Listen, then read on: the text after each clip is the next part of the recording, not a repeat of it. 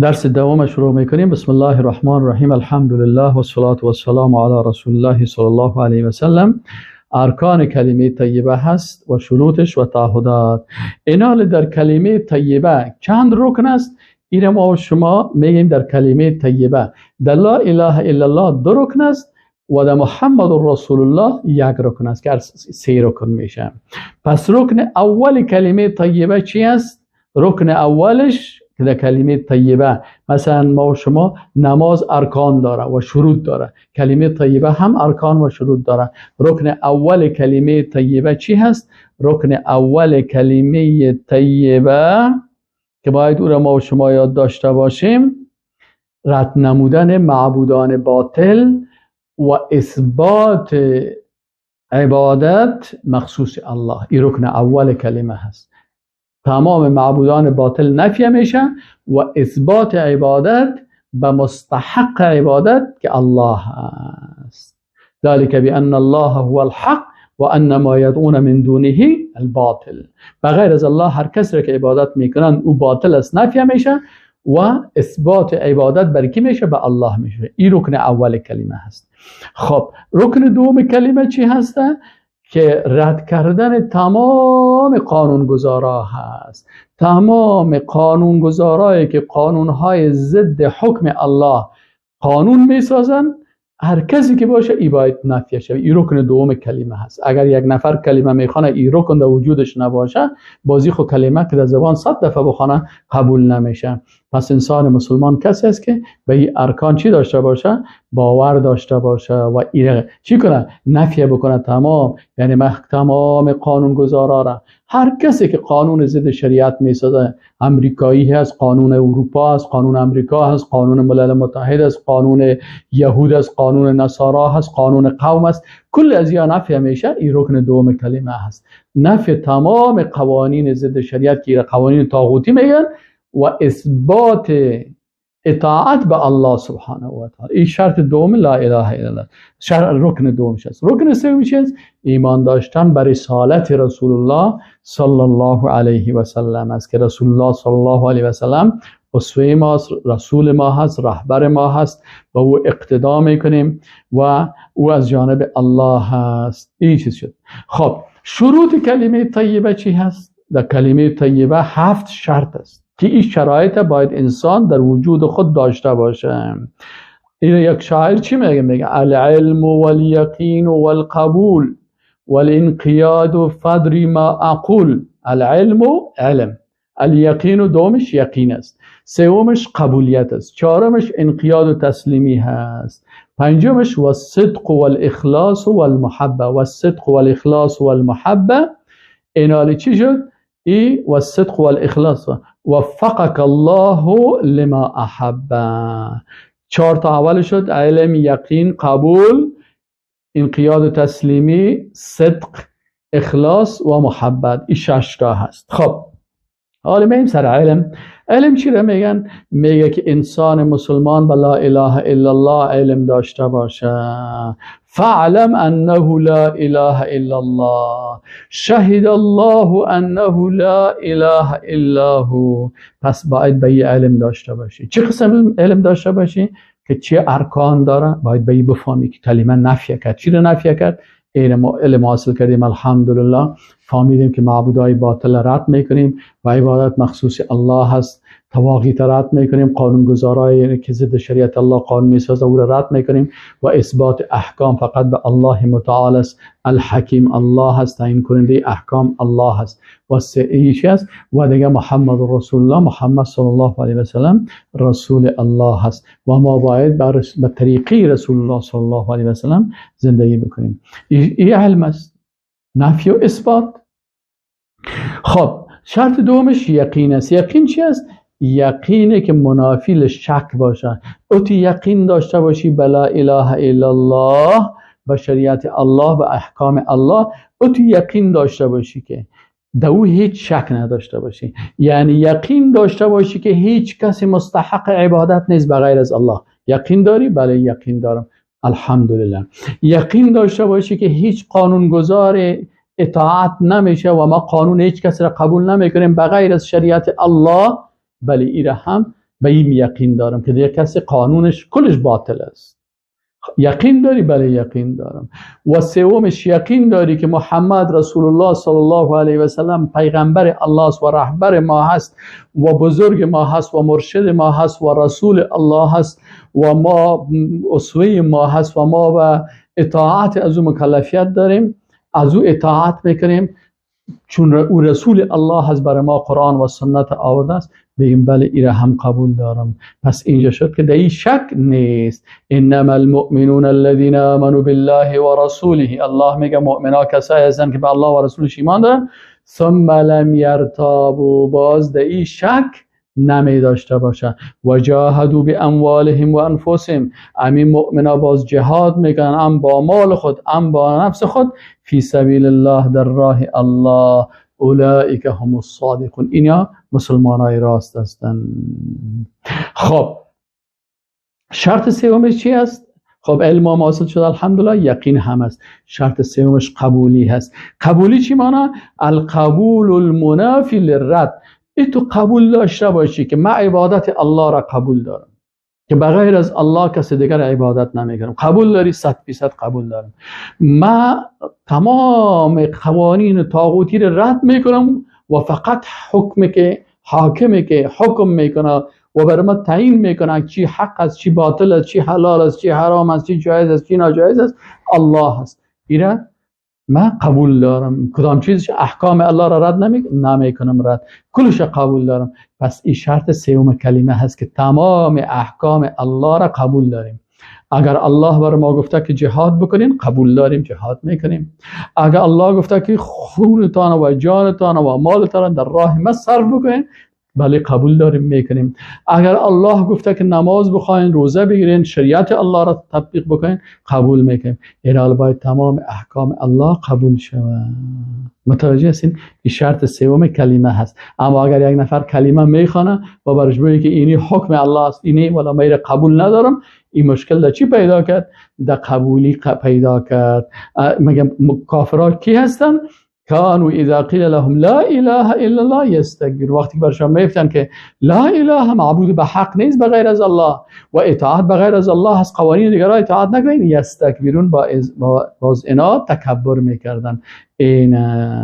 پس اینا تسلیم نشده بودن. چی نشده بودن؟ قبول نداشتن. شرط چهارم کلمه انقیاد یا تسلیمی هست که انسان مسلمان باید 100% تسلیم باشه به چی؟ به احکام الهی. الانقیاد المنافی للترک. چی معنی انقیاد؟ یعنی تسلیمیه که تو باز او را ترک نکنی. تو نشه که افتؤمنون ببعض الکتاب و تکفرون ببعض الکتاب. ببعض بعضی مثل یهود واره، نصف کتاب قبول داریم، نصف از این قبول نداریم. بسیاری کسا هست والا من نماز میخوام، روزه میگیرم، خب ما جهاد و ما نظام اسلامی و سیاست اسلامی و خلافت اسلامی و قوانین اسلامی را قبول ندارم. نه برادر، افتؤمنون ببعض الکتاب و تکفرون ببعض. به او آیات قرآن که در نماز، روزه و حج زکات قبول داری، آیات دیگه قرآن که درباره نظام سیاسی اسلام است، نظام قضایی اسلام است، نظام اقتصادی اسلام است، این آیات قرآن قبول نداری. نظام جهادی اسلام است را قبول نداری. خلافت اسلامی هستی را قبول نداری. این از این خاطر شرط کلمه است که الانقیاد المنافی للترک، که هیچ چیزی رسول الله صلی الله علیه و سلم میگه الایمان بدع و 70 شعبه، ایمان 70 و چند شعبه داره. باید به کل از تو چی باشی؟ تسلیم باشی، کلش قبول بکنی و هیچ کدام از این ترک نکنی. در هر شعبه ایمان باید نمره داشته باشی، حداقل هم 50 نمره خود داشته باشی که کامیاب شوی. این و الله متعال میگه که یا ایها الذین آمنوا ادخلوا فی السلم کافه، در کل اسلام تکمیل مکمل داخل شوین. و الله متعال میگه و من یسلم وجهه الی الله، و هر کسی که تسلیم کرد خود به الله و هو محسن و این نیکوکار است، فقد استمسک بالعروة الوثقی، اینی انسان است که به قرآن عظیم شان تمسک ورزیده. و در آیت دیگه میگه فلا و ربک لا یؤمنون، ای رسول الله صلی الله علیه و رب تو به پروردگار تو قسم است که اینا ایمان نمیارن حتی یحکموک فیما شجر بینهم، تا ای که تو را حکم قرار ندن در اختلافات خود، ثم لا یجدوا فی انفسهم حرجا، وقتی که مشکل پیدا کردن کی قضاوت بکنن، کی فیصله بکنن، بگن که میایم به قضاوتی که رسول الله صلی الله علیه و سلم میکنن. رسول الله صلی الله علیه و سلم با چی قضاوت میکرد؟ با آیات قرآن و احادیث صحیحه. حال خود رسول الله صلی الله علیه و سلم نیست، قرآن هست، سنت هست. ما رجوع میکنیم به قرآن و به سنت. هر عالمی که مطابق قرآن و سنت فیصله کرد میگیم که اینمی درست است. از این خاطر میگه که ایمان نمیرن تا وقتی که اینا در قضای خود تو را حکم قرار ندن. ثم لا یجدوا فی انفسهم حرجا. حکم قرار داد، باز هم در دلش باید دلتنگی نباشه مما قضیت، از چیزی که فیصله کرده. وقتی که رسول الله صلی الله علیه و سلم فیصله کردن دیگه ای باید حرج و دلتنگی نباشه. و یسلموا تسلیما. عین 100% باید چی باشن؟ تسلیم باشن. شرط پنجم صدق و راستی هست. صدق و راستی چی است؟ که یعنی وقتی که انسان به امرای الله متعال و لا اله الا محمد رسول الله میگه، صادق باشه با الله. زبانش، چشمش، قلبش، اعضای بدنش کلش یک چیز باشه. آتونه که در زبان یک چیز بگه، در دلش دیگه گپ باشه. این از صدقه که در اونجا غلطی و دروغ و کذب نباشه. چیز از شریعت الله را تکذیب نکنن. بعضی کسا هست مسلمان هستی، اولا من بسیار خوب مسلمان هستم. خب وقتی که مسلمان هستی، دیندار هستی، الله میگه که باید در جهان، در زمین نظام اسلام تطبیق شود، باز او خدا کج میکنه، روی خدا تغییر میده یا تیر خدا میاره. این کذب است. بسیاری وقتا مثلا بسیاری کسا در شریعت الله مثلا فریبکاری میکنن. این شرط کلمه امی هست که انسان باید راست باشه، قلبش با زبانش یک چیز باشه، نفاق و ایگپا نباشه.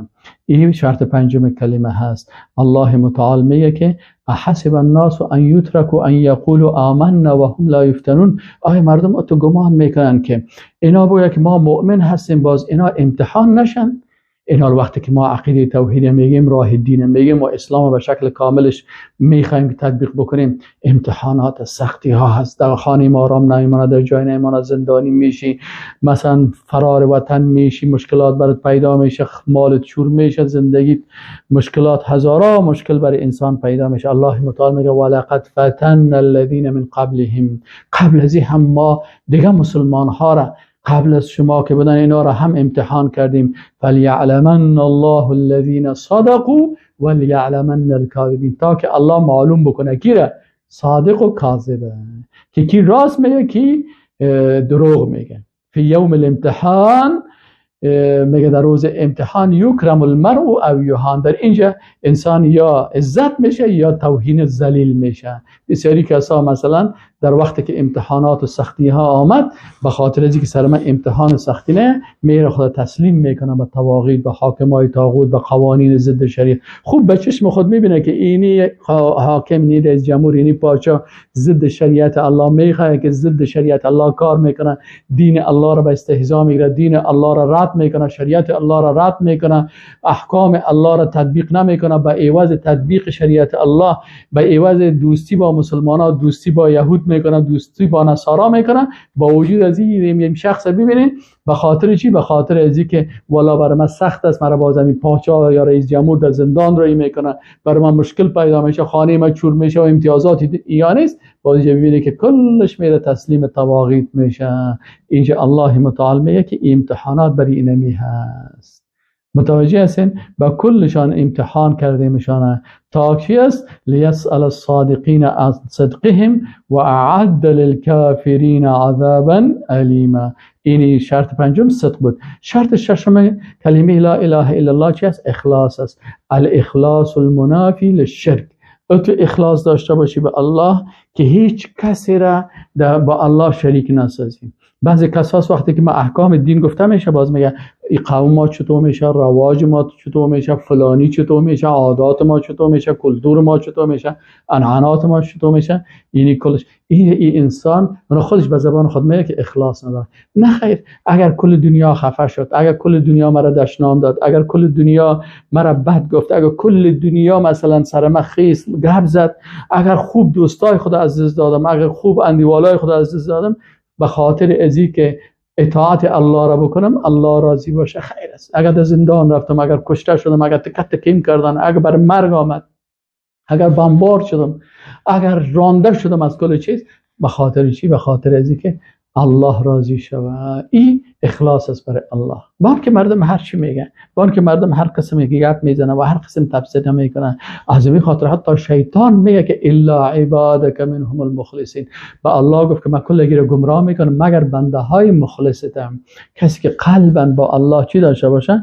اخلاص داشته باشه. و شرط هفتمش محبت است. محبتی است که انسان مسلمان با الله متعال و به شریعت الله و به احکام الله محبت داشته باشه. نماز دوست داشته باشه، حج دوست داشته باشه، حجاب دوست داشته باشه، علمای اسلام دوست داشته باشه، مکه را دوست داشته باشه، پیغمبران کلش دوست داشته باشه، اولیاء الله را دوست داشته باشه، کل از اینا را چه دوست داشته باشن. پس از این خاطر این چی میشه؟ این محبت است. خب آخرین نقطه چی است؟ تعهدات از در کلمه طیبه. ما 3 تعهد داریم. کدام تعهدات است؟ عهد و میثاق ما با الله چی است؟ که یا الله بغیر از ذات تو هیچ کس را عبادت نمیکنیم. این تعهد اول است. فقط عبادت تو را میکنیم، عبادت هیچ کس دیگر را نمیکنیم. اینما تعهد میکنیم به الله که یا الله بغیر از ذات تو هیچ عبادت، اگر عبادت فکری هست یا عبادت قلبی هست یا عبادت زبانی هست یا عبادت بدنی هست یا عبادت مالی هست یا عبادت تشریعی و تقنینی هست، بغیر از کل عبادت ها را بغیر از تو به کسی دیگه نمیکنیم. این تعهد اول ما هست.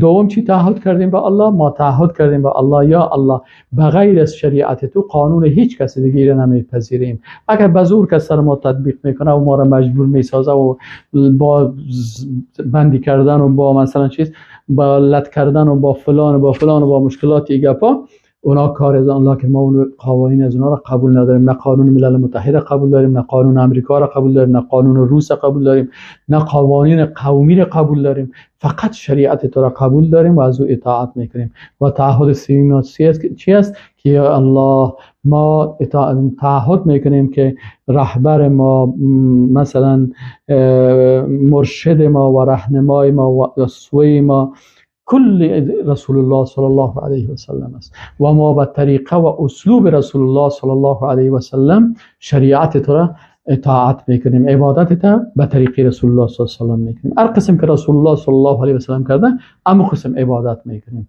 و هر قسمی که رسول الله صلی الله علیه و سلم نظام ساخته و حکومت ساخته و شریعت تو را تطبیق کرده و اطاعت کرده به طریق رسول الله صلی الله علیه و سلم اونم قسم عمل میکنیم. این تعهد سومی ماست که انسان مسلمان تعهد بکنه. خب این تعهدات دلایلش چی است؟ دلایل زیادی در قرآن است. مثلا دلیل اولش مثلا که عبادت الله را میکنیم این چی است؟ و قضا ربک الا تعبدوا الا ایاه. این است تعهد اول که عبادت مخصوص الله هست.